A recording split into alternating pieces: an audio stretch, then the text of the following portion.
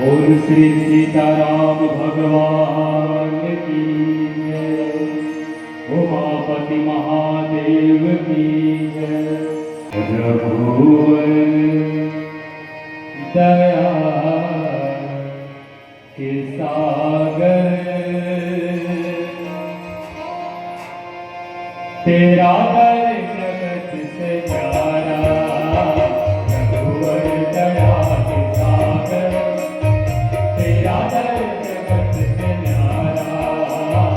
रघुवर दया के सागर तेरा दर जगत से न्यारा। दुनिया का दर भंवर है, दुनिया का दर भंवर है, तेरा दर ही है किनारा। रघुवर दया के सागर तेरा दर जगत से न्यारा। रघुवर दया के सागर तेरा दर जगत से न्यारा।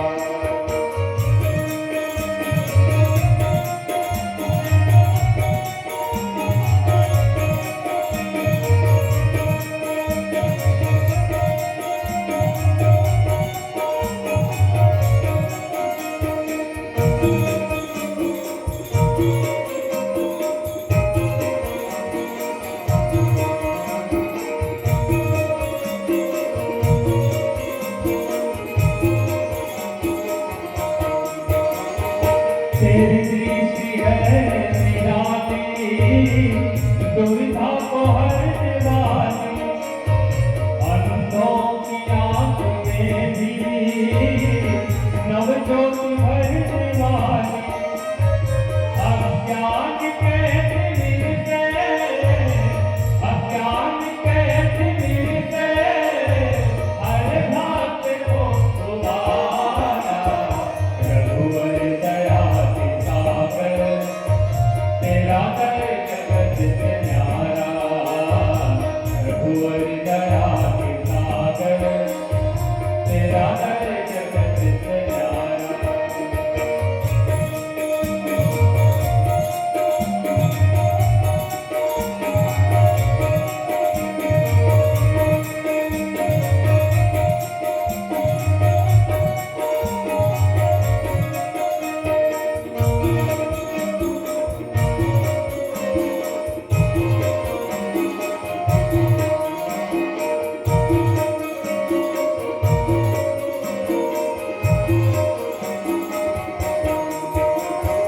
दुनिया का रस लुभाता, मझधार में डुबाता।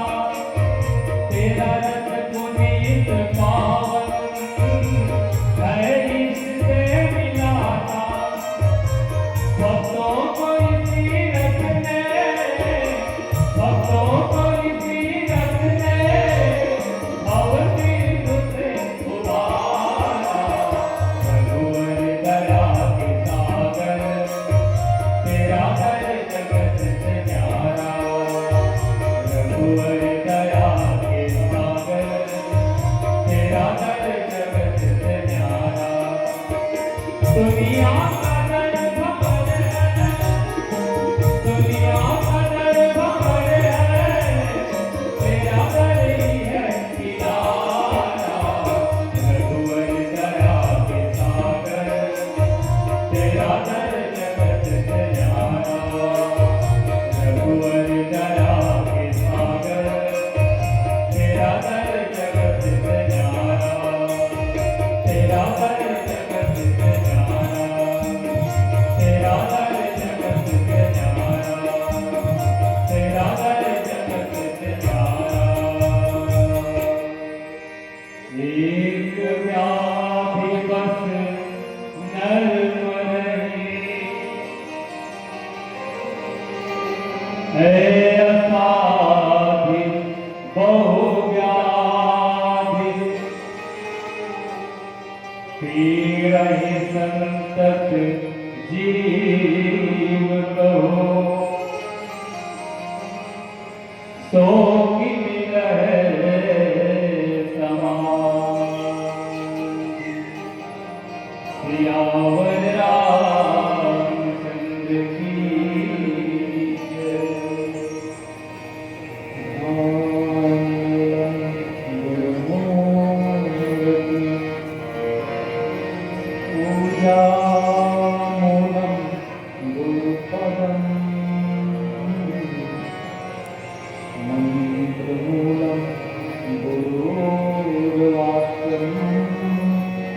मोक्षं गुरुकृपा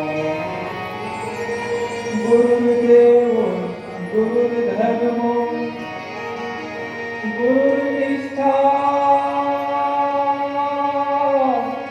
परं तपः गुरुपरं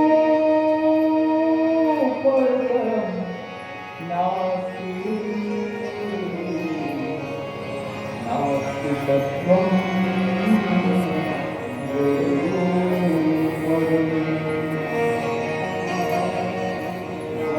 चेतन जगजीव जग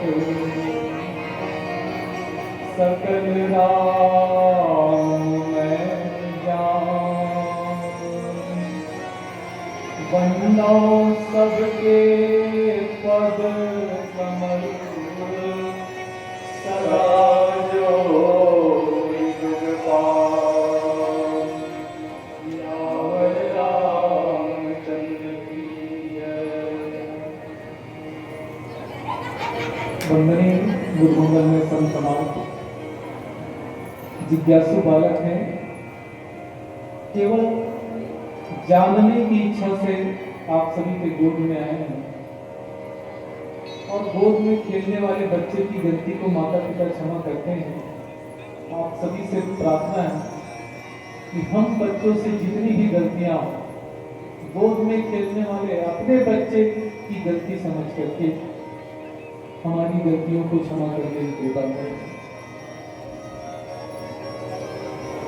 माताओं, सज्जनों, आदरणीय संचालक गुरुदेव जी ने जो कहा कि बीमारी के बारे में बताया जाएगा, बड़ा आश्चर्य लगता है कि इस संसार में जितने भी लोग हैं सब के सब रोगी हैं। और ये मैं नहीं कह रहा हूं, काकभूषुंडी जी ने गरुड़ जी से कहा। जब गरुड़ जी ने पूछा कि लोग कितने हैं, गरुड़ जी ने कहा, काकभूषुंडी जी ने कहा कि 2 तरह के रोग होते हैं। अभी गुरुदेव जी बता रहे थे, अंतरंग रोग और बहिरंग रोग। बहिरंग रोग जो बाहर से दिखाई देता है, जैसे सर्दी हो गया, बुखार हो गया, मलेरिया हो गया, हैजा हो गया, कोरोना हो गया, जिसके बारे में बातें चल रही थी। ये जो सारे रोग जो बाहर से पता चल जाता है, छींकने से, हाथ को छूने से या और किसी प्रकार से, इसको बोलते हैं बहिरंग रोग, शारीरिक रोग। लेकिन एक दूसरा रोग होता है जिसको बोलते हैं अंतरंग रोग, जो बाहर से दिखाई नहीं देता, शरीर को छूने से दिखाई नहीं देता, लेकिन होता जरूर है। और उसी अंतरंग रोग, भाई उपचार किसका करोगे? बुखार लगा है तो हम क्रोसिन खा के, पैरासीटामोल खा के बुखार का उपचार कर सकते हैं, रोग हमको पता है। कोरोना हो गया, हैजा हो गया, टाइफाइड हो गया, टीबी हो गया, और जो भी हो गया, तो जैसे ही हमको लक्षण पता चलता है, डॉक्टर वैद्य लोग हमारा उपचार कर देते हैं। लेकिन जिसका हमको लक्षण ही पता नहीं है, उसका हम उपचार कैसे करें? प्रस्तुत प्रसंग इसी पे आधारित है।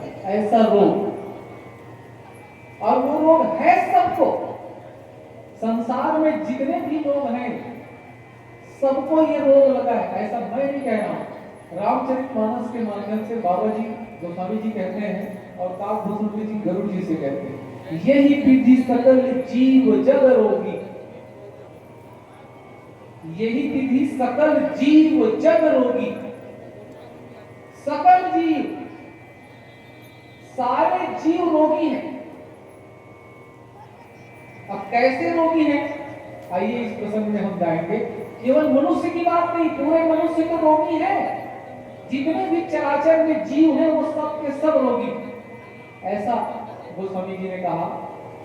अब हमको सोचना है, अपने लोग कहेंगे अरे मैं तो स्वस्थ आदमी हूं, मुझे कोई बीमारी नहीं है, मैं खुद कह सकता हूँ 52 साल की उम्र में ना कोई बीपी है, ना शुगर है, कुछ नहीं, सर्दी खांसी, मैं स्वस्थ हूँ। लेकिन बाबा जी ने कहा नहीं, झूठ बोल रहे हो, तुम भी रोगी हो, और रोगी हो इसीलिए इस संसार में आए हो। जिसका ये रोग कट जाता है उसका आवागमन से चक्कर छूट जाता है। तो कैसे है ये? बाबा जी ने कहा, एक व्याधि बस नर मरहि, ये असाधि बहु व्याधि, पीड़हि संतत जीव कहो, सो की मिलहि समाध। माताओं सज्जनों, एक शरीर में बीमारी होता है, एक व्याधि बस नर मरे, आदमी मर जाता है। यह असाध्य बहुव्याध, ये जो बीमारी है वो असाध्य बीमारी है। कौन सा बीमारी? मैंने निवेदन किया कि दूसरा प्रकार की बीमारी, बहिरंग रोग नहीं, अंतरंग रोग। अंदर की जो बीमारी है पता नहीं चलता, ये असाध्य बीमारी है। और चूंकि इस बीमारी का पता नहीं चलता, इसलिए हम इसका उपचार नहीं करा सकते। और इसीलिए पीड़ा ही संतत जीव को, और ये छोटे मोटे आदमी को नहीं, संत महात्मा को भी पीड़ित करते।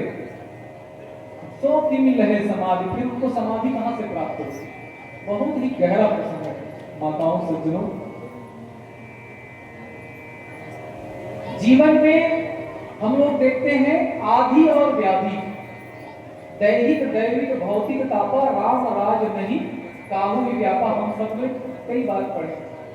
दैहिक ताप, दैविक ताप और भौतिक ताप, ये तीन तापों से संबंधित है ये जो व्याधि। कैसे?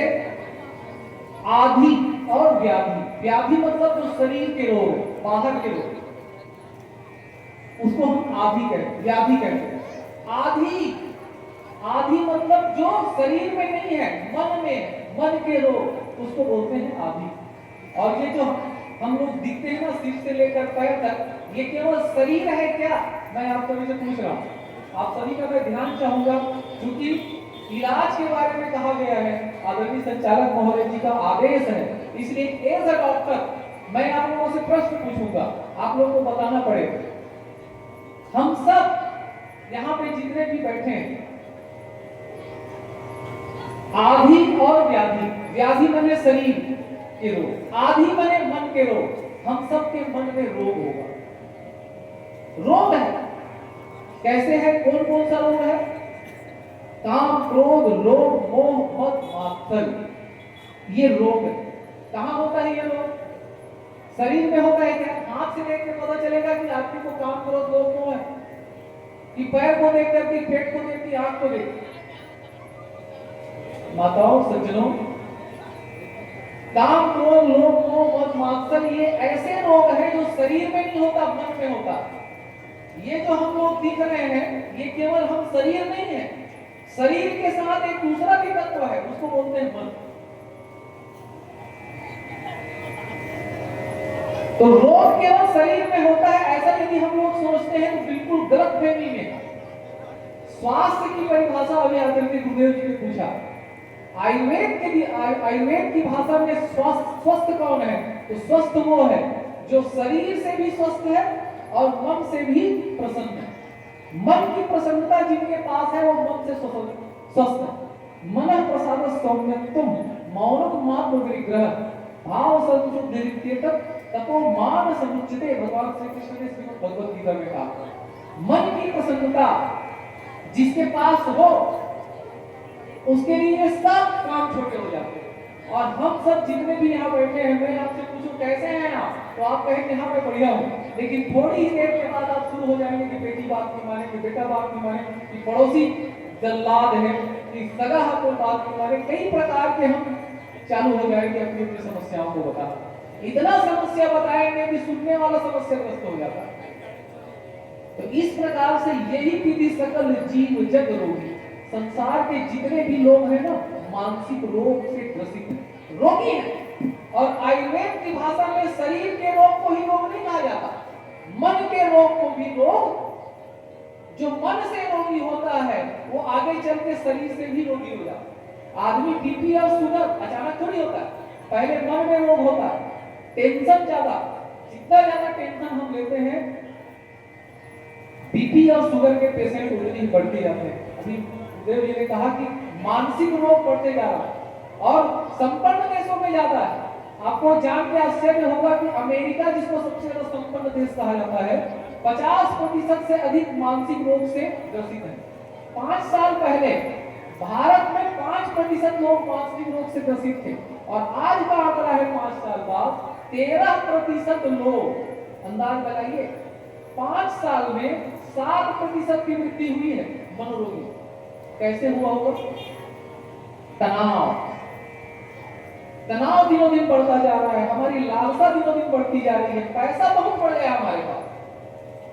खपरेल वाले मकान में रहते थे, अब छत में रह रहे, टाइम से लग गया, पुट्टी हो गया, चकाचक है घर, लेकिन शरीर में ठीक है, सुविधा है, लेकिन मन से हम सब दुखी। ये क्या है? ये हमारे रोग को दिखा रहा है। 7%, 13% हम लोग हो गए मानसिक रोग भारत में। अब अंदाज लगा सकते हैं कि धीरे धीरे ये कहां जा रहा है। यही कारण है कि आजकल की युवा पीढ़ी बहुत जल्दी सुसाइड केस करते हैं, आत्महत्या कर लेते हैं। बहुत जल्दी पति और पत्नी में तलाक हो जाता है, सास और बहू में अंतर हो जाता है। माता जानकी 3 सास के साथ रहती थी। रामचरितमानस ये कहता है, मैं नहीं कह रहा। बोलिए, एक सास और एक बहू के बीच जम नहीं पाया, 3 सास को कैसे झेलती रही हो? माताओं सज्जनों, वहां पे झेलना नहीं होता था, वहां पे प्रेम होता था। सब नर करहि परस्पर प्रीति, चलहि सुधर्म निरत श्रुति नीति। तो ये रामचरितमानस की सार्थकता है, जिसके माध्यम से हम हमारे जो मन के रोग है उसको दूर कर सकते हैं। मैंने कहा व्याधि जो है शरीर के रोग है और आदि जो है मन के रोग है, और मन के रोग जब तक नहीं मिटेगा, शरीर का रोग जैसा है वैसा है। आप सब देखेंगे बड़े बड़े संत महात्मा रोगी हो जाते हैं, ठीक है, लेकिन उनका मन रहता है आत्मा में, आत्मस्थ होते हैं, इसलिए शरीर के रोग को दरकिनार कर देते, नजरअंदाज कर देते, क्योंकि वो मन में मस्त है, उनको कोई तकलीफ नहीं। मन मस्त हुआ तब क्यों बोले, हंसा डोले मान सरोवर तार तरैया क्यों डोले, मन मस्त हुआ तब क्यों बोले। इतने मस्त रहते हैं अपने अंतरात्मा में, उनको किसी चीज का भान नहीं रहता। माताओं सज्जनों, मैंने निवेदन किया कि हम लोग केवल शरीर नहीं है, शरीर के साथ में मन है, इसलिए केवल शरीर में रोग नहीं होता, मन में भी रोग होता है। इसके साथ एक और महत्वपूर्ण चीज है जो हमारे साथ है, शरीर और मन, और शरीर और मन से भी सबसे बड़ी शक्तिशाली चीज हमारे साथ है, आप सब जानते हैं, उसको क्या कहते हैं? अब कैसे पेशेंट हैं आप लोग, डॉक्टर की बात का जवाब नहीं दे रहे। माताओं सज्जनों, आत्मा, यदि इस शरीर में आत्मा ना हो तो इस शरीर को क्या कहा जाएगा? कोई नहीं कहेगा कि रविंद्र बैठा है, मुर्दा, ले जाओ, जला दो, गड़ा दो। तो सबसे बड़ी ताकत यदि हमारे पास है, सबसे बड़ी शक्ति हमारे पास है, तो आत्मा की है, और ये आत्मा ही प्रमुख है, जिसको प्रकृति पुरुषं चैवृत्यनादि भाव के श्रीमद् भगवत गीता में भगवान श्री कृष्ण ने कहा है, प्रकृति और पुरुष माने शरीर और आत्मा। ये शरीर है प्रकृति से बना हुआ, और ये आत्मा है, ये पुरुष है, परमात्मा का अंश है। तो आत्मा और शरीर की, आत्मा और प्रकृति मिल करके ये शरीर, ये जीवन हमको मिला है, लेकिन हमने मन को पा लिया है और सारे रोग मन में हैं। केवल शरीर में रोग को तो हम ठीक कर सकते हैं, लेकिन मन के रोग को ठीक करना बड़ा मुश्किल है। एक व्याधि बस नर मरे, यह असाध्य व्याधि। एक व्याधि होता है तो आदमी मर जाता है। हमको असाध्य बीमारी रखा है बहुत सारा, क्या क्या, काम, क्रोध, लोभ, मोह, मद, मत्सर, होता है कि नहीं होता? हम सब, मैं अपने आप से भी पूछ रहा हूं, हम सबको मैं पूछता हूं, काम होता है कि नहीं होता? क्रोध, लोभ, मोह, अहंकार, होता है कि नहीं होता? तो क्या है? यही तो रोग है। काम, क्रोध, लोभ, मोह, अहंकार, मात्सर्य भी बोलते हैं आगे चल 6वें नंबर। तो इतने सारे रोग हैं, कैसे बचेंगे हम? एक रोग में आदमी मर जाता है, यह असाध्य बहुव्याध, यह असाध्य बीमारी है। अलीगज मीन पतंग मृग जरे एक ही आंच, तुलसी ते कैसे बचे जिन्हें सतावे आंच। गोस्वामी तुलसीदास जी कहते अलीगज मीन पतंग मृग जरे एक ही आंच, तुलसी ते कैसे बचे जिन्हें सतावे पांच। अली गज, गज मने हाथी, मीन मने मछली, पतंग मने पतंगा। अलीगज मीन पतंग मृग, मृगा, ये एक एक रोग में मर जाते हैं। जैसे हाथी किस में मरता है? स्पर्श सुख के, काम वासना के रोग में मर जाता है। हाथी को कैसे फंसाते हैं? फंसाने वाले, हाथी आ रहा है ना, यहाँ पे गड्ढा खोदे रहते हैं बहुत बड़ा, और यहाँ पे हथनी का मूर्ति बना देते हैं। पीछे में हथनी का मूर्ति है, उधर से हाथी आ रहा है, यहाँ पे एक गड्ढा है। हाथी देख रहा है, हथनी खड़ी है, वासना के शिकार होकर हाथी दौड़ता हुआ आता है और गड्ढे में गिर जाता है। शिकारी उसको मारा जाता है। हाथी, अली गज मीन, मछली कैसे मरती? गेंगरवा फंसाते थे नहीं, वो फेंक देते पानी में। गेंगरवा के स्वाद के लालच में मछली आती है और उसमें फंस जाती है। तो अली गज मीन पतंग, पतंग माने पतंगा।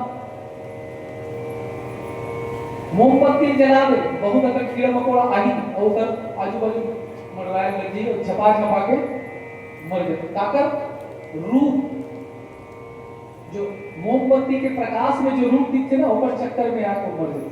तो अली गज मीन पतंग मृग, मृग माने मृगा, जैसे मृगा नाभि कस्तूरी, बन बन फिरत उदासी, पानी में भी प्यासी। मृगा कस्तूरी के लालच में जंगल जंगल भटकती है, और कस्तूरी कहाँ रहता है? उसके नाभि में रहता है। तो इस तरह से अली, और घोड़े के बाद भी आते हैं। तो इस तरह से बहुत एक एक रोग के कारण इनके प्राण चले जाता है, मर जाते हैं। काम, ठीक है, स्पर्श, शब्द स्पर्श रूप रस गंध, 5 विषय।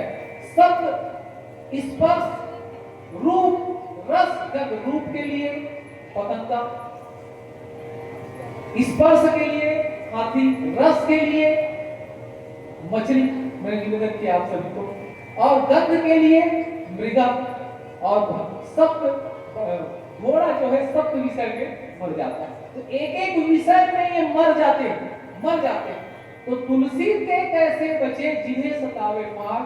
तो वो कैसे बचेगा जिन्हें 5 सता रहे हैं? काम, क्रोध, लोभ, मोह, मद, मात्सर्य, सप्त स्पर्श रूप रस गंध हमको सताते हैं। हम सबको 5 विषय सताते हैं। शब्द की, स्पर्श की, रूप, रस, गंध, ये सारे विषय हमको सता रहे हैं, और इन विषयों की आसक्ति में हम मरे जा रहे हैं। गोस्वामी जी ने कहा कि कैसे बचेंगे हम?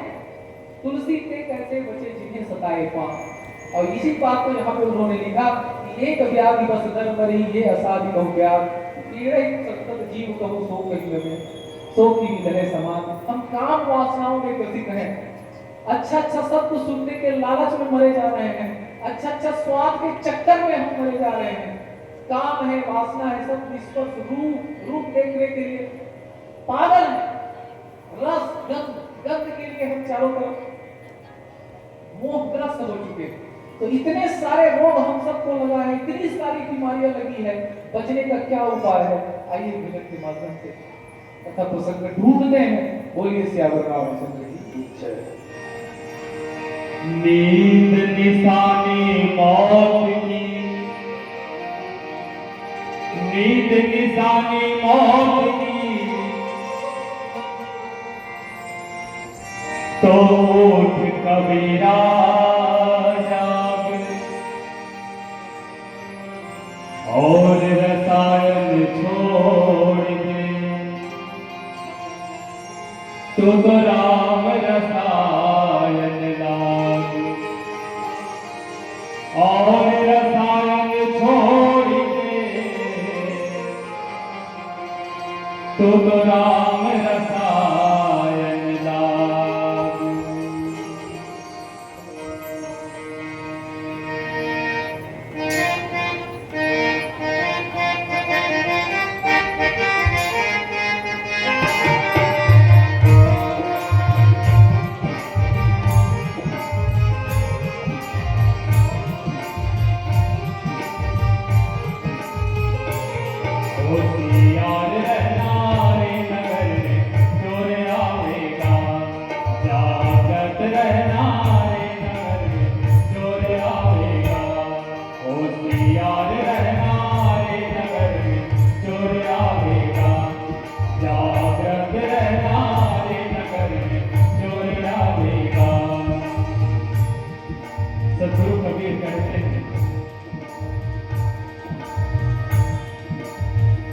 यह धन बड़ा दुर्लभ है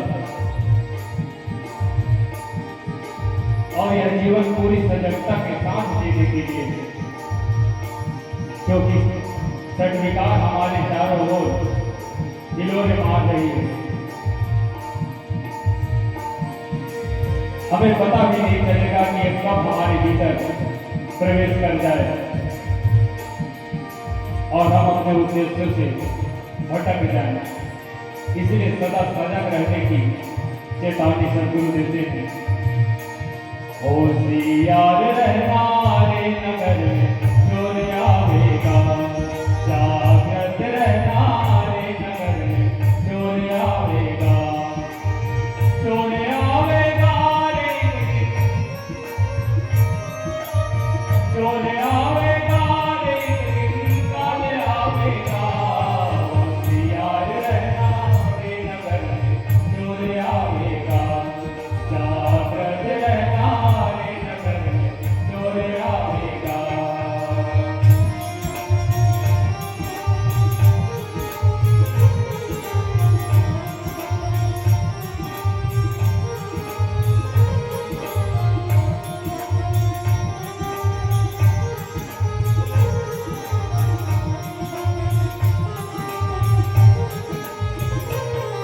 ओ तीर तोप तलवार न बची, ना बंदूक चलावेगा, बंदूक चलावेगा, बंदूक चलावेगा। ओ तीर तोप तलवार न बची, ना बंदूक चलावेगा।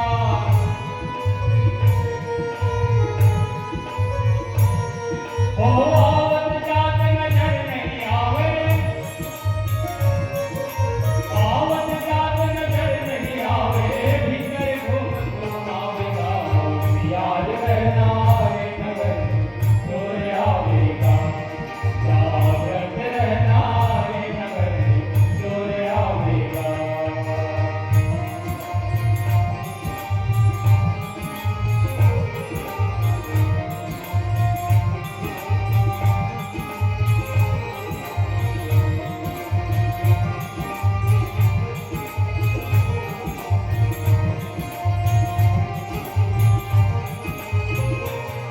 होकर दौलत और माल खजाना यही धरा रह जाएगा, यही धरा रह जाएगा, यही धरा रह जाएगा।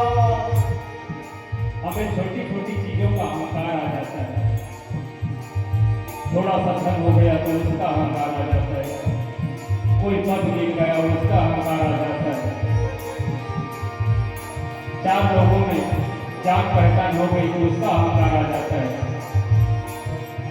किसी ने बड़ी सुंदर बात कही है,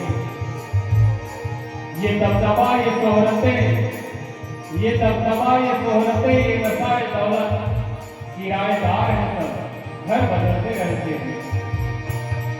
हो धन दौलत और माल खजाना यही धरा रह जाएगा, यही धरा रह जाएगा, यही धरा रह जाएगा। ओ भाई बंधु और कुटुंब कबीला, भाई बंधु और कुटुंब कबीला, भाई बंधु और कुटुंब कबीला खड़ा देख रह जाएगा। होशियार रहना रे नगर में चोर आवेगा, जागृत रहना रे नगर में चोर आवेगा।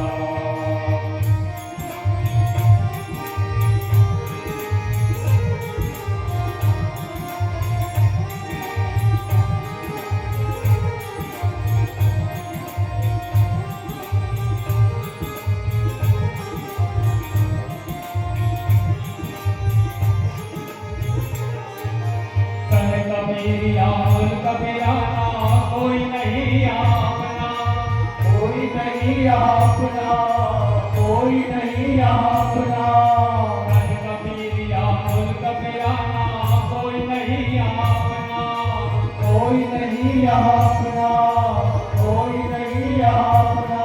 रे मुट्ठी बांध के आया रे बंदे, मुट्ठी बांध के आया रे बंदे, मुट्ठी बांध के आया रे बंदे, हाथ पसारे जाएगा। होशियार रहना रे नगर में चोर आवेगा, जागृत रहना रे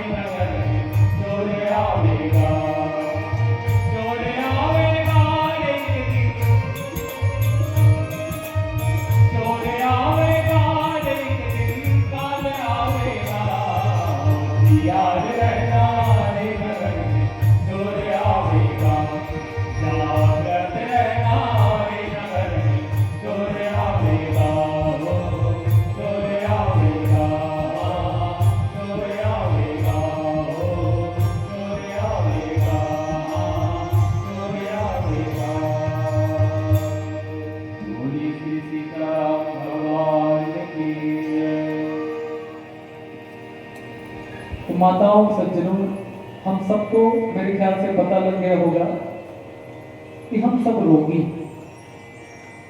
और चूंकि रोगी हैं इसीलिए इस भाव सागर में आए। जिनका रोग कट गए वो मुक्त हो गए। इसीलिए बाबा जी ने कहा पीड़ ही जीव पीड़ ही संतत जीव कहूं तो किमी लहे समान। हम सब पीड़ित हैं इस रोग से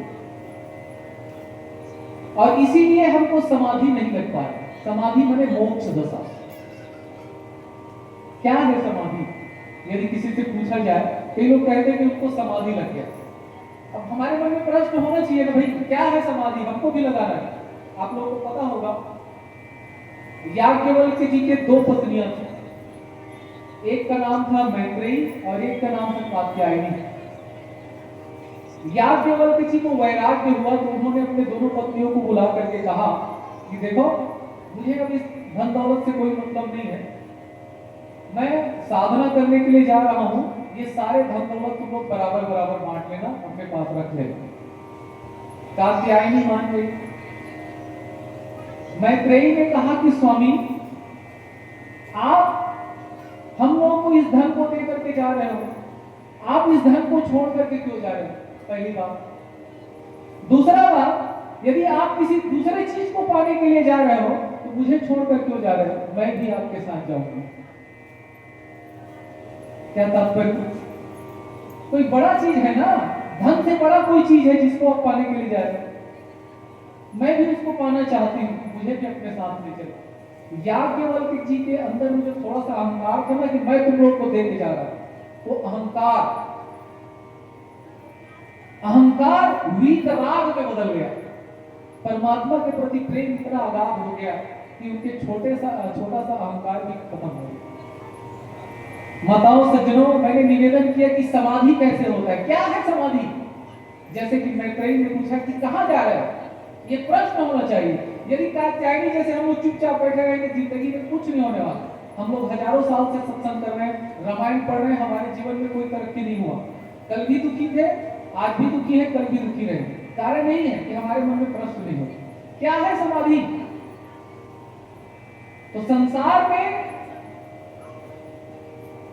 कई तरह के सुख होते हैं। शरीर सुख से बड़ा मन का सुख। शरीर का सुख कुछ समय तक, जैसे रसगुल्ला खाए खाते समय सुख रहेगा। मानसिक सुख, हमने अच्छा गाना सुना, सुनते समय तक सुखी रहेंगे, थोड़ी देर बाद गुनगुना के भी सुखी रहेंगे। बौद्धिक सुख उससे भी बड़ा सुख होता है। जैसे हमको किसी ने बता दिया कि भाई कंप्यूटर के जमाने में AI से काम हो रहा है, आजकल तो ऑपरेशन भी होने वाला है। ये बौद्धिक सुख है। शारीरिक सुख, मानसिक सुख, बौद्धिक सुख, उसके अलावा भी होता है एक आत्मिक सुख। जैसे कोई आदमी रास्ते में तड़प रहा है, हमने पानी पिला के उसको सेवा कर दिया, हमको जो सुख प्राप्त होगा वो आत्मिक सुख होगा। इसके अलावा भी एक और सुख होता है जिसको बोलते हैं समाधि का सुख। ये कैसे होता है, कब होता है? तो उसके लिए वही बात है, आदि समाप्त होना चाहिए। आदि क्या है? मैंने पहले भी निवेदन किया, व्याधि शरीर के रोग है, आदि मन के रोग है। तो आदि क्या है? काम, क्रोध, लोभ, मोह, अहंकार, ये आदि है। इन आदियों का जब समन हो जाता है, काम, क्रोध, लोभ, मोह, अहंकार, ये आदि है। इन आदियों का जब समन हो जाता है तब उसको बोलते हैं समाधि। वही समाधि है, वो अवस्था जिस अवस्था में न तो काम सताए, न क्रोध सताए, न लोभ सताए, न मोह सताए, न अहंकार हमारा छाती जलाए, ऐसी अवस्था को समाधि कहते हैं। जैसे हम रात में सोते हैं एकदम बेफिक्र। संसार का सबसे बड़ा सुख है नींद का सुख, लौकिक जगत में। लेकिन नींद के सुख हम सोते हैं तब मिलता, रात में जब बिस्तर में सो जाते हैं तब मिलता। लेकिन नींद के सुख को जागृत अवस्था में पा लेना समाधि सुख। How is it possible? कैसे ये संभव होगा? बड़ा आश्चर्य लगता है कि नींद के सुख को जागृत अवस्था में कैसे पाए। बिल्कुल सत्य बात है। जब हम सोते हैं गहरी नींद में तो काम होता है क्या? क्रोध होता है क्या? लोभ होता है क्या? मोह होता है क्या, अहंकार होता है क्या? गाढ़ी नींद में सोते, मैं सपने की बात नहीं कर रहा। जब हम सपना देखते हैं उस समय हम सुखी दुखी हो सकते हैं। सपने के उपरांत अवस्था में हम जब जाते हैं, गाढ़ी नींद में हम सोते हैं, जिसमें काम क्रोध लोभ मोह मद मात्सर्य कुछ नहीं होता, उस सुख को सबसे बड़ा सुख माना जाता है संसार का। और उस सुख को जागृत अवस्था में पा लेना, जागते हुए नींद का सुख पा लेना समाधि है। कितना बड़ा सिद्धांत है हमारे सनातन परंपरा का। और हम सब मूढ़ हैं।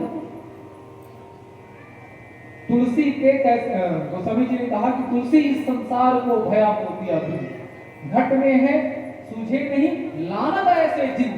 हम सबको बोलते हैं, गोस्वामी जी गाली दे रहे हैं। मैं समझाते समझाते रामचरितमानस में थक गया, तुमको अभी तक समझ में नहीं आया। घट में है सूझे नहीं लानत ऐसे जिन, तुलसी इस संसार को भया मोतिया बिन। अरे सबको मोतिया बिन हो गया, कुछ नहीं देख पा रहे हो तुम लोग, अपनी बीमारी को नहीं देख पा रहे हो, अपने अंदर के परमात्मा को नहीं देख पा रहे हो। तो जब काम क्रोध लोभ मोह अहंकार हटेगा, मन के सारे रोग दूर हो जाएंगे। अरे छोड़ दीजिए, मन ही नहीं रह जाएगा, तब परमात्मा मिलेगा। अब अभी हमने मन को पा लिया है, इसीलिए परमात्मा हमसे दूर है। मैं हूं न उससे दूर, न वो मुझसे दूर है। परमात्मा के लिए किसी संत ने कहा, मैं हूं न उससे दूर, न वो मुझसे दूर है। आता नहीं नजर, नजर का कसूर है। मैं हूं न उससे। परमात्मा हमसे अलग नहीं है और मैं परमात्मा से अलग हूं ही नहीं। मेरी दृष्टि खराब है कि मैं देख नहीं पा रहा, और इसीलिए गोस्वामी जी को कहना पड़ा, तुलसी इस संसार को भया मोतिया बिन। सब मोतिया बिन में अंधे हो गए, हम सबको अंधा कर दिया। और इसीलिए उन्होंने आगे कहा कि क्या उपाय है बचने का। गोस्वामी जी ने कहा कि नेम धर्म आचार तप, ज्ञान यज्ञ जपदा, भेषज पुनि कोटि में नहीं, रोग जाहि हरियाण। नहीं बचोगे, कुछ भी कर लो, नेम कोई नियम कर लो, धर्म कोई धर्म में चल लो, आचार कोई आचरण में चल लो, तब नेम धर्म आचार तप, ज्ञान यज्ञ जप दान, दान कर लो, यज्ञ कर लो, भेषज पुनि कोटि में नहीं, करोड़ों दवाई कर लो, रोग नहीं, रोग जाहि हरियाण। ये रोग नहीं जाएगा गरुड़ जी, काकभूषण जी कहते हैं, ये रोग नहीं जाएगा। काम क्रोध लोभ मोह मद मात्सर्य रूपी रोग नहीं जाएगा। तो फिर पूछा कि कैसे जाएगा।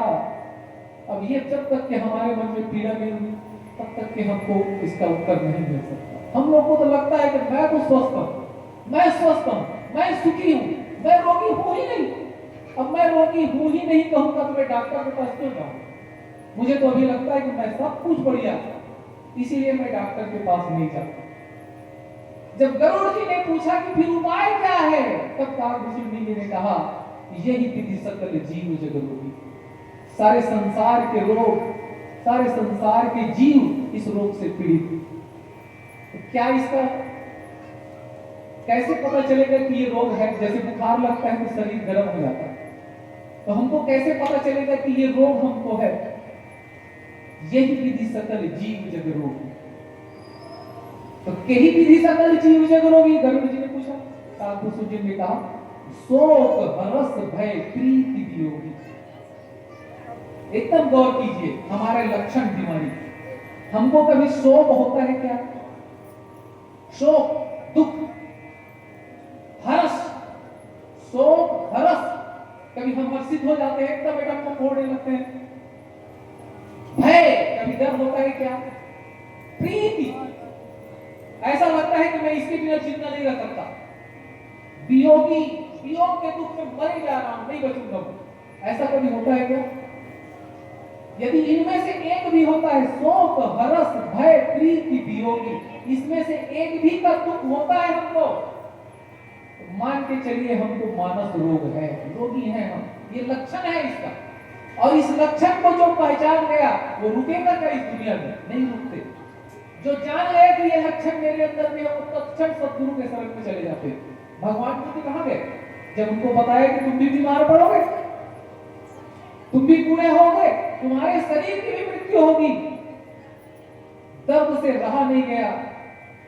अपनी संसार के उस समय संसार की सबसे सुंदर स्त्री से उनका विवाह हुआ था, यशोधरा, और सबसे सुंदर बेटा था एक छोटा सा राहुल, छोड़ के चले गए। अब हम लोग गाली देते, कहीं लोग बोलेंगे कि गलत किए बुद्ध जी ने। अरे हम लोग तो इतने मूड हैं कि भगवान श्री राम और भगवान श्री कृष्ण को लोग, एक जने बिहार का आदमी है जो भगवान श्री राम के ऊपर केस किया, इसलिए केस किया है क्योंकि माता जानकी को उसने क्यों निकाला, अग्नि परीक्षा क्यों लिया। आप लोग देखेंगे, गूगल में सर्च करेंगे, बिहार का एक आदमी, उन्होंने केस किया। इतनी मूर्खता है हमारे यहाँ। भगवान श्री राम ने हमारे लिए क्या किया उसको भूल गए, उनके दोष देखा। भगवान श्री कृष्ण को लोग गाली दे रहे, सब कुछ जानते हुए भी महाभारत में युद्ध करके सबको मरवा दिया। अरे भगवान श्री कृष्ण ने क्या किया उसका एक चरित्र तो करके दिखा दो, उसके बाद जो करना है करते रहना। एक काम हम कर नहीं सकते, भगवान को दोष देखने चले जाते हैं, भगवान बुद्ध को दोष दे रहे हैं, महात्मा गांधी को गाली देते हैं, मूर्खता की हद हो गई दुनिया में। कारण क्या है? यही मेरी सकल जीव जग रोगी, शोक हर्ष भय प्रीति वियोगी। कैसे बचेंगे? गोस्वामी जी ने कहा, जाने ते छीजहि कछु पापी, नाश न पावहि जन परितापी, विषय कुपथ पाई अंकुरे, मुनहि हृदय का नर बापुरे। अरे ये ऐसा रोग है जिसमें सामान्य जीवधारी तो क्या, बड़े बड़े संत महात्मा फंस के मर जाते हैं।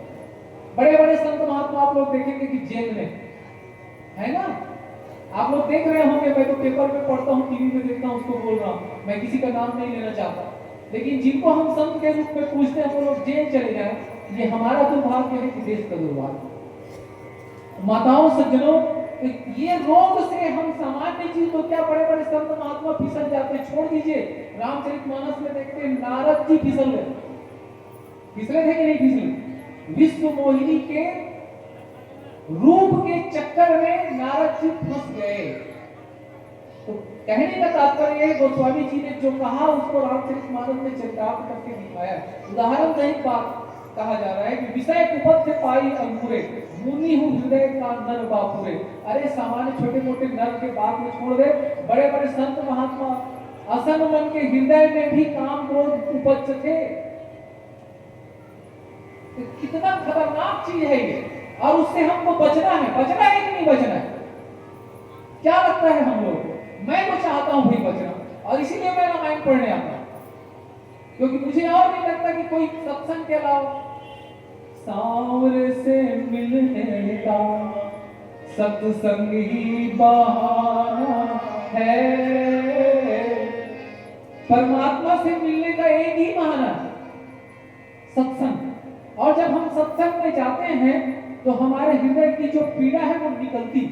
भगवान श्री कृष्ण जब राजकाज कर रहे होते थे तो कोई ब्राह्मण आता था, तो जब कोई ब्राह्मण आता था या कोई संत महात्मा आते थे तो उनको ससम्मान बुलाते थे, उनके चरण पखारते थे। संत महात्मा कहते हैं, प्रभु आप क्या कर रहे हो? तो भगवान क्या कहते हैं पता है?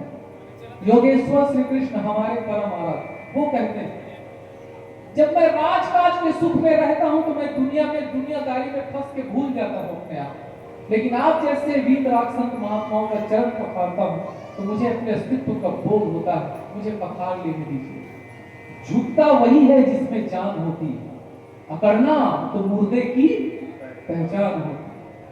तो जिसके अंदर से अहंकार जाएगा वही तो परमात्मा को पाएगा।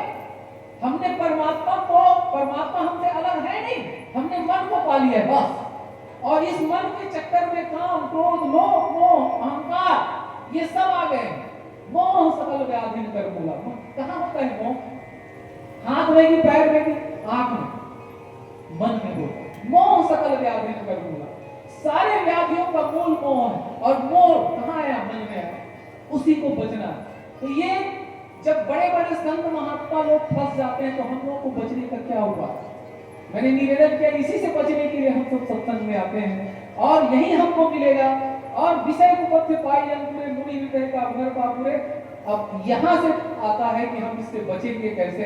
यदि समय हो तो एक भजन के बाद इससे बचने के उपाय में चर्चा करने का प्रयास करेंगे। बोलिए सियावर रामचंद्र की जय। चैन मिले जो कुटिया में, ना महल में कोठी में,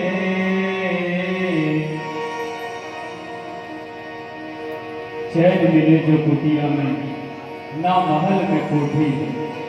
इस संसार में हर व्यक्ति केवल और केवल सुख चाहता है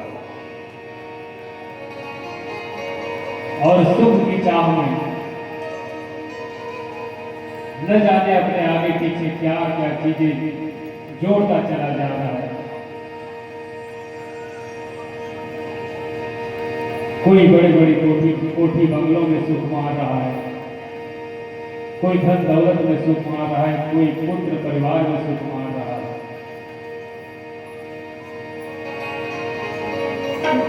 और कोई सुख की चाह में जंगल में भटक रहा है। लेकिन सुख है कहाँ? भजनकार आगे कहते हैं, जरा खा कर देखो बड़ा मजा मेहनत की रोटी में।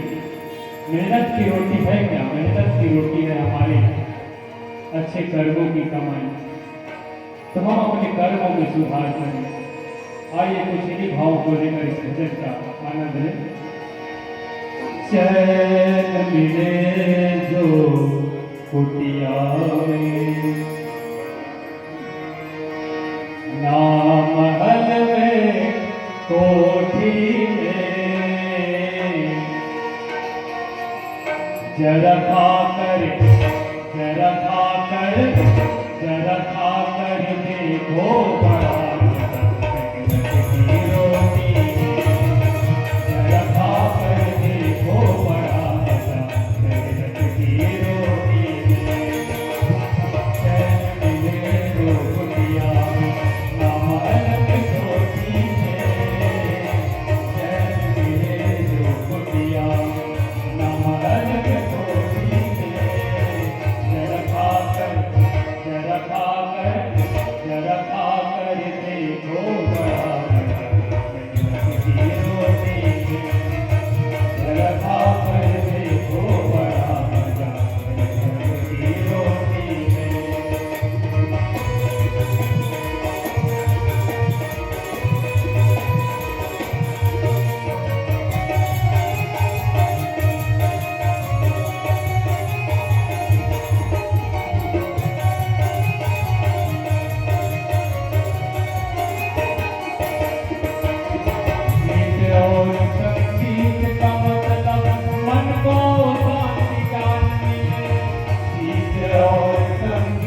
का मतलब मन को शांति ज्ञान मिले। जिंदगी में जिंदगी का राज पाना चाहिए। प्रभु ने मनुष्य को बड़ी अनमोल ताकत दी। मनुष्य मुस्कुरा सकता है, मनुष्य सत्य और असत्य में भेद कर सकता है, अच्छे और बुरे में भेद कर सकता है और अपने लिए अच्छे का चुनाव कर सकता है। इसीलिए जिंदगी में जिंदगी का राज पाना चाहिए और जिंदगी में जिंदगी को मुस्कुराना चाहिए। जिंदगी में जिंदगी की शर्त अगर पूरी न हो तो जिंदगी को जिंदगी से लूट जाना चाहिए। गीत और संगीत का मतलब मन को शांति ज्ञान मिले। गीत और संगीत का मतलब मन को शांति ज्ञान मिले। अटपट बात से मन होता उसी में ध्यान लगे। अटपट बात से मन होता उसी में ध्यान लगे। मजा जो दोगे तो भोजन में, मजा जो दोगे तो भोजन में, नहीं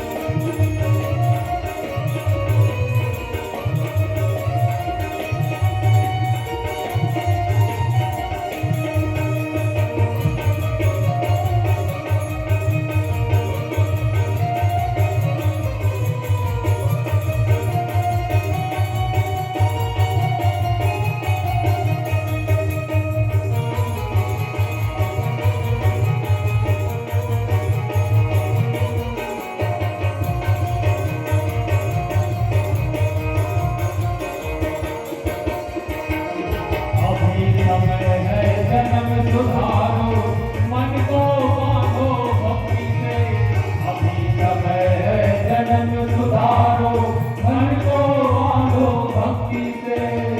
जिंदगी ऐसी बना, जिंदा रहे दिन रात तू, और जब न हो दुनिया में तो दुनिया को आए याद तू।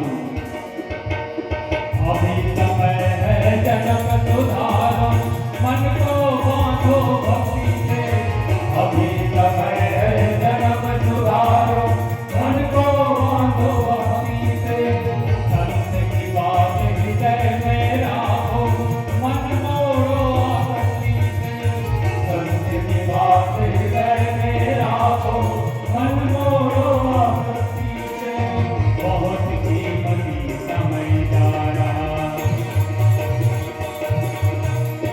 बहुत कीमती समय जा रहा, आटा रोटी में जरा खाकर, जरा खाकर, जरा खाकर देखो बड़ा मजा मेहनत की रोटी में, जरा खाकर देखो बड़ा मजा मेहनत की रोटी में। चैन मिले जो कुटिया में, नाम हरक कोठी में, चैन मिले जो कुटिया में, नाम हरक कोठी में। जरा खाकर, जरा खाकर, जरा खाकर देखो बड़ा मजा मेहनत की रोटी में, जरा खाकर देखो बड़ा मजा मेहनत की रोटी में, जरा खाकर देखो बड़ा मजा मेहनत की रोटी में, जरा खाकर देखो बड़ा मजा मेहनत की रोटी में। बोल श्री सीताराम भगवान की जय। माताओं सज्जनों, बात शुरू हुई थी रोग से। दो प्रकार के रोग हैं, बहिरंग और अंतरंग। बहिरंग रोग सर्दी खांसी बुखार जो बाहर से शरीर को होता है पता चलता है, ठीक कर लेते हैं डॉक्टर वैद्य के पास जाकर। अंतरंग रोग मन के रोग दिखाई नहीं देता, समझ नहीं आता, और हम लोग समझ नहीं पाते, इसको उपचार नहीं करा पाते। तो इस रोग से कौन ग्रसित है? सारे संसार के लोग ग्रसित, और बड़े बड़े संत महात्मा भी ग्रसित। प्रश्न ये उठता है कि इसे बचेंगे कैसे? गोस्वामी जी ने कहा कि नेम धर्म आचार तक ज्ञान यज्ञ जगदान भेषण पूरी कोटि में नहीं, रोग जाए नहीं, हरियाण कुछ भी कर लो नहीं बचने वाले, मरने वाले। तब क्या करे? गरुड़ जी ने गिड़गिड़ा कर कहा, काकभूषण जी ने बताया कि राम कृपा नाश ही सब रोगा। बचने के उपाय माताओं सज्जनों, मैं फिर से पूरे देने का प्रयास कर रहा हूं। पूरे देना इसलिए जरूरी है कि हम लोग सोए हुए, बहुत खतरनाक तरीके। एक आदमी सोया हुआ था, नहीं सोया नहीं था, उनके दोस्त लोग आए और नाटक कर रहा था सोने का। उनके दोस्त लोग आए, जगाने का प्रयास किए। अब वो सोया हुआ होता तो वो जगता, वो तो नाटक कर रहा, तो उनको कोचा कर रहे हैं, तो चिल्ला रहे हैं, नहीं उठ रहा है। तो सोए हुए को जगाया जा सकता है, लेकिन जो सोने का नाटक करे उसको नहीं जगाया जा सकता। हम लोग की भी स्थिति यही है। हम लोग को दुख होता है ना, होता है कि नहीं होता? काम क्रोध लोभ मोह मद मात्सर्य सताता है कि नहीं? मैं आपसे पूछूं कि क्या आप लोग चाहते हैं कि आप लोग कभी क्रोधित होना चाहते हो क्या? मैं अपने से भी पूछ रहा हूँ, एज अ डॉक्टर मैं बोल रहा हूँ, क्षमा करेंगे, मैं थोड़ा सा व्यतिक्रम में जा रहा हूँ, इसलिए क्योंकि मंच की मर्यादा है, क्योंकि आदरणीय गुरुदेव जी ने कहा है, इसलिए एज अ डॉक्टर मैं यदि आपसे पूछूं, बीमारी आपको है, अब मैं पूछूंगा कि सर्दी है कि नहीं है ना, सर्दी से बचना चाहते हो, गोली लोगे कि नहीं? क्या बोलेंगे आप लोग? लेंगे। ठीक है, मैं पूछ रहा हूँ, मानसिक रोग हम लोग के पास है, हम लोग क्रोध में रहना चाहते हैं क्या? कोई नहीं रहना चाहता। काम में रहना चाहते हैं क्या? लोभ में रहना चाहते हैं क्या? अहंकार में रहना चाहते हैं क्या? कोई नहीं रहना चाहता। सब बचना चाहता। कैसे बचें? कैसे बचेंगे इससे? तो राम कृपा नाश ही सब रोगा। मैं इसलिए पूरे रहा हूं कि भगवान श्री राम ने अपने पूरे प्रजा को बुला के कहा, क्या कहा? जो न करे भव सागर। हम सब भगवान की प्रजा है ना, हम सब है कि नहीं? भगवान राम हमारे राजा है कि नहीं? अब हमारे स्वामी है कि नहीं भगवान राम? मेरे तो हैं भी, इसलिए मैं कह रहा हूं। भगवान अपने प्रजा को बुला करके कहते हैं, भगवान राम हम सबके राजा, हम सबके मालिक, सबको बुला करके कहते हैं प्रजा को। मान के चलिए मैं भी वहां बैठा हूं, क्या कहते हैं? जो न तरे भव सागर, नर समाज अस पाए। नर समाज, समझिए बात को, हम लोग कहते हैं साहू समाज, पटेल समाज, दुनिया समाज, अमका समाज, नमका समाज, कोई समाज नहीं, नर समाज, एक समाज दुनिया में। जो न तरे भव सागर, नर समाज अस पाए। ठीक है, हम सब अपने अपने समाज के काम करें, हमारा जात कर्म है, अलग मुद्दा, लेकिन फिर भी मनुष्य रूप में हम एक ही समाज। जो न तरे भव सागर, नर समाज अस पाए। नर समाज को पा करके जो भवसागर से नहीं करता, करने का मतलब क्या है? तरिया में तैर के निकल जाना, करना, तरिया को तरना है। भवसागर को कैसे तरेगा? जो न तरे भवसागर, नर समाज अस पाए। सो कृत निंदक, वो अपना निंदा करने वाला, मंदमती, बेवकूफ है, वो गधा है, पागल है। मैं नहीं कह रहा हूं, वो स्वामी जी कहते हैं। भगवान श्री राम अपने पूरे प्रजा को बुला के कह रहे हैं, सो कृत निंदक मंदमती। और आखिरी में क्या कह रहे हैं पता है? आत्महन गति जाए, आत्महत्या कर रहे हैं। हम लोग यदि इस नर शरीर को पा करके यदि आत्म कल्याण की दिशा में नहीं बढ़ गए हैं, तो हम सब धीरे धीरे क्या कर रहे हैं? मैं नहीं कह रहा हूं, भगवान श्री राम कह रहे हैं, आत्महत्या कर रहे हैं। राजा ऐसा होना चाहिए, गुरु ऐसा होना चाहिए जो हमको इस संसार से तरने की कला बताए। गुरु वो नहीं है जो मेरे घर में बेटा नहीं हुआ तो बेटा देने की कला बताए, शादी नहीं हो रहा है बेटे का तो शादी करवाने की कला बताए, धन कम है तो धन बढ़ाने की कला बताए। वो सदगुरु हो नहीं सकता। सदगुरु वो है जो मुझे ये बताए कि संसार से तरने की कला कैसे हो, इस भवसागर से तरने की कला कैसे हो। तो भगवान श्री राम ने कहा, जो न तरे भवसागर, नर समाज पाए। सो कृत निंदक मंदमती, आत्महन गति जाए। तो जो यहाँ पे जो बात आई, राम कृपा नासई सब रोगा, तो ये भगवान की कृपा से रोग नाश होगा। लेकिन कृपा कब होगी बताइए भगवान की? भगवान की कृपा रामचरितमानस में किसको किसको हमने देखा है बताइए? भगवान की कृपा किसको किसको मिला? यदि हमारे जीवन में वो काम है तो हमारे ऊपर भी भगवान की कृपा होगी, अन्यथा राम कृपा नासई सब होगा। रामचंद्र जी की कृपा के सिवा और इस रोग का नाश होने का कोई उपाय नहीं। लेकिन वहां पे एक माध्यम जरूर है, जिस माध्यम से भगवान को आगे कृपा करना पड़ेगा। क्या माध्यम है? राम कृपा नासई सब होगा। कैसे? जो यही भांति बने संयोगा, इस प्रकार से संयोग बने। कैसे संयोग? सदगुरु बैद वचन विश्वासा। क्या मिलना चाहिए? सदगुरु, सदगुरु रूपी बैद। जैसे शरीर के इलाज करने के लिए आसपास के वैद्य के पास जाकर के हम इलाज करा सकते हैं, मन के इलाज कराने के लिए सदगुरु रूपी वैद्य मिलना चाहिए। सदगुरु वैद्य वचन विश्वासा। मानुष तन सदगुरु मिलन, मोक्षम इच्छा हो, दुर्लभ तीनों परम है, पाए सुयोग न कोई। ऐसे संतों ने कहा, मनुष्य का शरीर मिलना दुर्लभ है, सदगुरु का मिलना दुर्लभ है, मोक्ष की इच्छा होना दुर्लभ है। ये तीनों दुर्लभ, तीनों परम है, पाए सुयोग न कोई। ऐसा सुंदर अवसर को पा करके हम इसको ना खोएं, ऐसा संत महात्मा कहते हैं। तो सदगुरु वैद वचन विश्वासा, संयम यह विषय के आशा। विषयों की आसक्ति को छोड़ो और संयम के मार्ग में चलो, और चलते हुए सदगुरु रूपी वैद्य के वचन तुमने विश्वास करो। एक बार क्या हुआ, एक कहानी मुझे याद आती है। भगवान, चलिए, मैंने ये कहा, जब तक के सदगुरु के वचन में हमको विश्वास नहीं होगा तब तक भगवान नहीं मिलेगा, एकदम तय है। यदि हम कहें कि हमको तो भगवान ऐसे ही मिल जाएंगे, खेलते खाते, टीवी देखते और पिक्चर देखते, घूमते घामते, खेलते कूदते जीवन जीते भगवान मिले, हो ही नहीं सकता, संभव ही नहीं। भगवान कब मिलेंगे?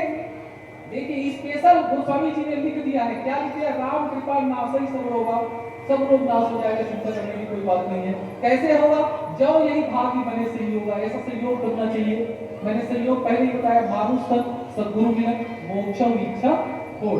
फिर सद्गुरु वैद वचन विश्वास, यदि सद्गुरु मिल गए तो उनके वचनों पे विश्वास होना चाहिए।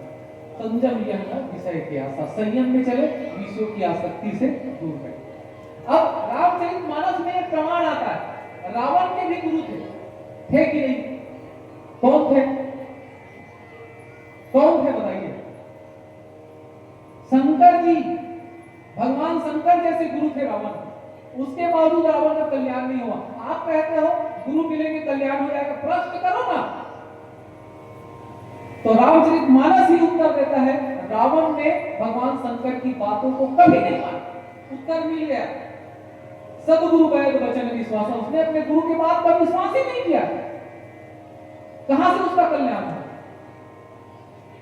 तो गुरु भले बना लो, रात दिन रावण अपना सूर कवन रावण निज कर काटत शीश, अपने सिर को काट काट के चढ़ाता था भगवान शिव के पास, लेकिन भगवान शिव वापस कर देते, चल रहे रख तो सिर नीचे ये बोलो तो फिर रख वापस दे देते थे। क्यों? अहंकार से यदि हम कुछ देंगे भगवान के पास तो उनको स्वीकार नहीं होगा। श्रद्धा से दें, पत्रम पुष्पम फलम तोयम यो वे भक्त्या प्रयच्छति तदहम भक्त प्रहरितम अश्नामि प्रयतात्मनः, भगवान श्री कृष्ण श्रीमद् भगवद गीता में कहते हैं। श्रद्धा से यदि तुम पत्ता भी चढ़ाओगे, पत्रम पुष्पम फूल भी चढ़ाओगे, फलम एक फल भी चढ़ाओगे, तोयम छोड़ दे यार, पानी चढ़ा दे चल, पत्रम पुष्पम फलम तोयम यो वे भक्त प्रयच्छति, श्रद्धा के साथ यदि कोई मेरा भक्त मुझे देता है, तदहम प्रयतात्मनः अश्नामि प्रयतात्मनः, मैं उसको ग्रहण करता हूँ। ये भगवान कहते हैं श्रद्धा की सबसे बड़ी आवश्यकता है। तो भगवान के मन में भगवान की कृपा होगी। भगवान की कृपा कब होगी? सद्गुरु के वचन में विश्वास होगा, और उनके वचन में विश्वास करके यदि हम भक्ति करेंगे तो हमारा कल्याण होगा। नहीं तो रावण जैसे भक्त बहुत हैं इस संसार में, अभी भी तामस भक्ति करने वाले लोग बहुत हैं, उनका कल्याण नहीं हो सकता। भले वो धन दौलत दुनिया भर के पद प्रतिष्ठा पा ले, लेकिन आत्म कल्याण नहीं हो पाएगा। और जिनका आत्म कल्याण नहीं हुआ वो धीरे धीरे आत्महत्या की तरफ जा रहा है। तो हमको आत्महत्या नहीं करना है, इस जीवन का कल्याण करना है। तो माताओं, सज्जनों, हमको अपने जीवन के कल्याण के लिए काम, क्रोध, लोभ, मोह, मद और मात्सर्य को जीतना पड़ेगा। और जब हम जीतेंगे, इन आधियों का जब समन होगा, तब हमारे जीवन में समाधि होगा। और जियत न करे मुए का करे, जो जीते जी नहीं कर सका वो मरने के बाद करेगा, इसकी कोई गारंटी नहीं। बोल सियावर रामचंद्र की जय।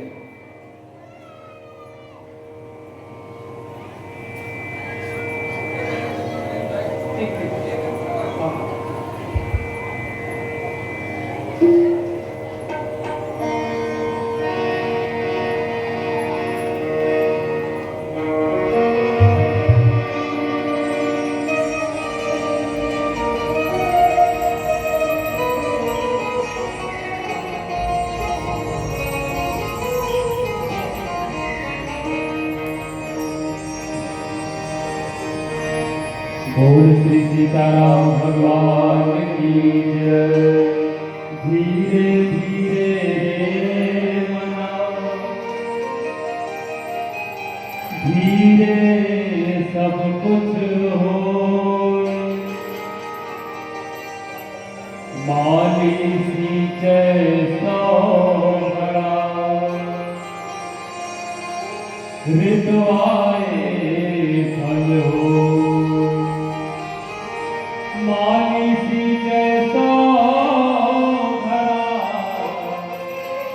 ऋतुआए फल हो।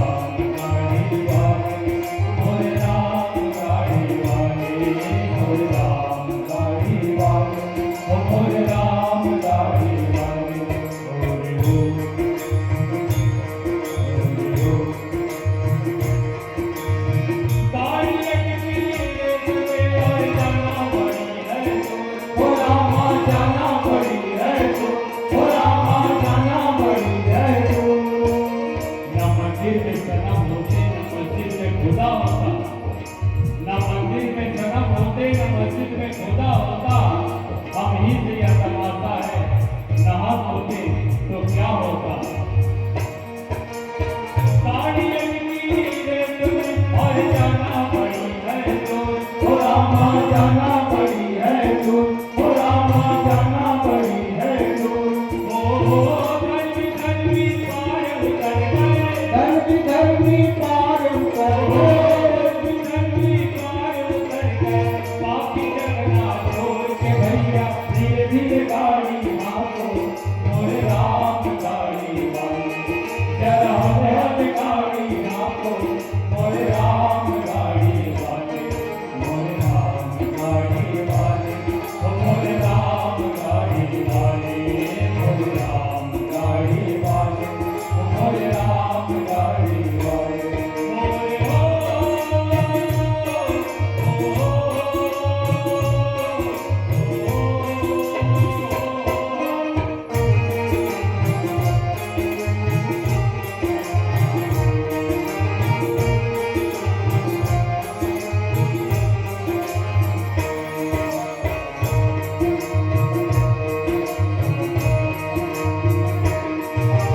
चाल चले मेरे अर्जी उठाई बांधी काट की डोरी, ओ रामा बांध काट की डोरी, ओ रामा बांध काट की डोरी। मरने के बाद एक खता और करूंगा, क्या मरने के बाद एक खता और करूंगा, क्या पैदल चलेंगे लोग, मैं कांधे पे रहूंगा। चाल चले मेरे अर्जी उठाई बांधी काट की डोरी, ओ रामा बांध काट की डोरी, ओ रामा बांध काट की डोरी। ओ ले जाके मरघट पे घर ले, ले जाके मरघट पे घर ओ ले, ले जाके मरघट पे घर ले, भूख गई जग होने के भैया भले भले गाड़ी हाँको, मोरे राम गाड़ी वाले, जरा भले भले गाड़ी हाँको, मोरे राम गाड़ी वाले, मोरे राम गाड़ी वाले, मोरे राम गाड़ी वाले, मोरे राम गाड़ी वाले, मोरे राम गाड़ी वाले, जरा धीरे धीरे गाड़ी हाँको, मोरे राम गाड़ी वाले, जरा हौले हौले गाड़ी हाँको, मोरे राम गाड़ी वाले, मोरे राम गाड़ी वाले, मोरे राम गाड़ी वाले, मोरे राम गाड़ी वाले, मोरे राम गाड़ी वाले, मोरे राम गाड़ी वाले, ओ मोरे राम गाड़ी वाले, ओ मोरे राम गाड़ी वाले, मोरे राम गाड़ी वाले, ओ मोरे राम गाड़ी वाले, ओ मोरे राम गाड़ी वाले, ओ मोरे राम गाड़ी वाले, मोरे राम गाड़ी वाले, मोरे राम गाड़ी वाले, ओ मोरे राम गाड़ी वाले, मोरे राम गाड़ी वाले, ओ मोरे राम गाड़ी वाले, मोरे राम गाड़ी वाले, मोरे राम गाड़ी वाले। बोल श्री सीताराम भगवान की जय। ताली बजा सकते हैं।